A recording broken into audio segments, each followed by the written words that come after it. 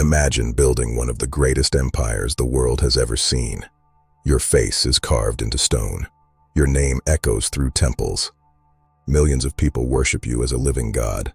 And then, someone erases you, not just from history books, from every wall, every statue, every inscription, as if you never existed. This didn't happen once in ancient Egypt. It happened multiple times, and the people responsible weren't outsiders, weren't invaders. They were the very pharaohs who came after. Tonight, we're pulling back the stone. Who was erased? Who did it? And what were they so desperate to hide? I'm Lost Ledger, where ancient history's darkest secrets finally get a case file. Before we get to the names, you need to understand the weapon. Your name was your soul. They called it the Ren, the sacred name that had to survive death for your spirit to live on in the afterlife. Destroy the name, and you destroyed the person. Not just their legacy, their eternal existence. So when a pharaoh wanted to punish an enemy or cover up a scandal, they didn't need to burn books. They sent workers with chisels. Historians call this damnatio memoriae, a Latin phrase meaning condemnation of memory. You don't kill the body, you kill the afterlife. And in ancient Egypt, that was considered far worse. Now here's where it gets criminal. Because sometimes, the pharaoh being erased wasn't an enemy of the state. They weren't a traitor. They were a predecessor, a family member. Someone powerful erased them deliberately, systematically, and for reasons that Egypt's ruling class tried to keep secret forever. Let's meet the victims. Our first case is the most dramatic cover-up in Egyptian history. Her name was Hatshepsut. She ruled Egypt for over 20 years, one of the longest reigns of any pharaoh, male or female. She launched military campaigns. She opened trade routes. She built monuments so extraordinary that architects today still can't fully explain how they were constructed. And roughly 20 years after her death, someone tried to delete her completely. Her images were chiseled from temple walls.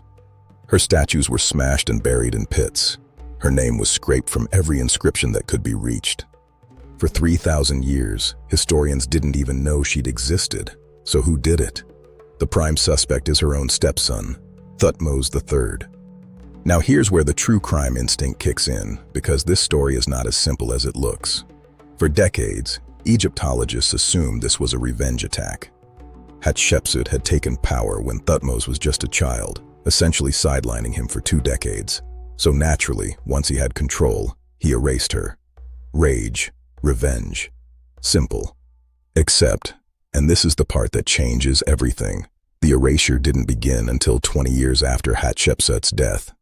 If this was personal revenge, why wait 20 years?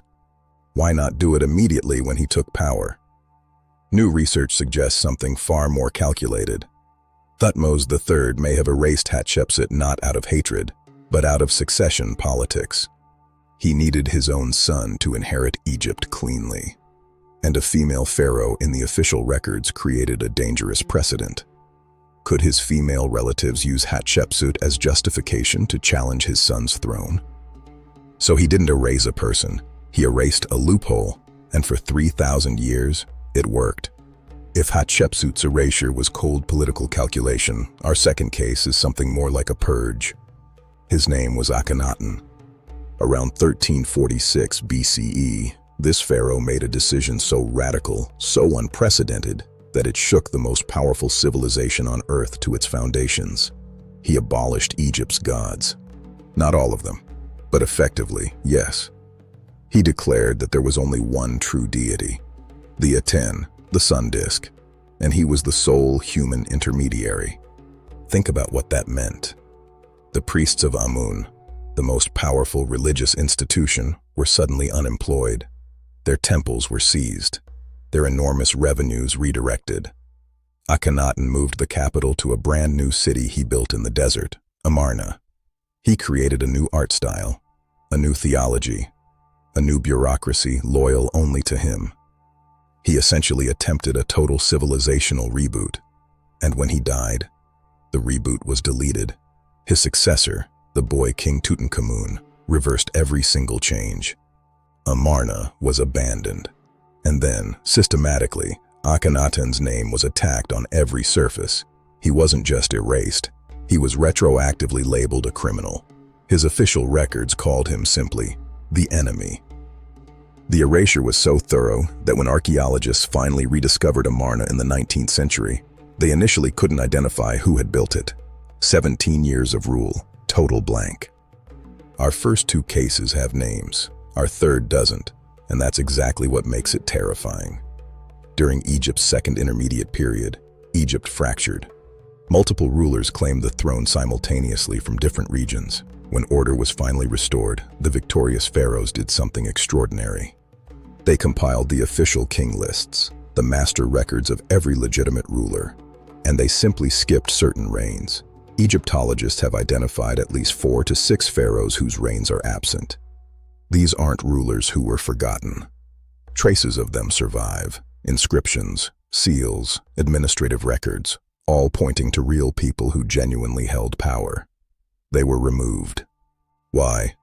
Most likely they were from the wrong dynasty or the wrong side of a civil war. In ancient Egypt, controlling the king list meant controlling legitimacy itself. If you weren't on the list, you never ruled. History, it turns out, has always been written by the winners. Egypt just wrote it in stone and then chiseled out the parts they didn't like. Every one of these erasures was supposed to be permanent. Hatshepsut's destroyers broke her statues into hundreds of pieces. Akhenaten's opponents demolished an entire city. And yet, here we are. Modern archaeology has recovered Hatshepsut's face from the rubble. Amarna was found. Satellite imaging is currently identifying buried structures across Egypt that no chisel could reach. The erasures failed. But here's the unsettling question those failures raise. How many didn't fail? How many were so thoroughly destroyed that we have found no trace? How many people ruled the greatest empire and are simply gone? We don't know. We can't know. And that is the crime that will never be solved. The ancient Egyptians believed that to speak a person's name was to give them life. So tonight, we spoke their names: Hatshepsut, Akhenaten, and the unnamed ones, the phantom rulers, the erased. If you want more cases from history's unsolved archive, subscribe. New episodes drop every week. Drop a comment below. Which erased pharaoh do you think had the most to hide? I'll see you in the next case file.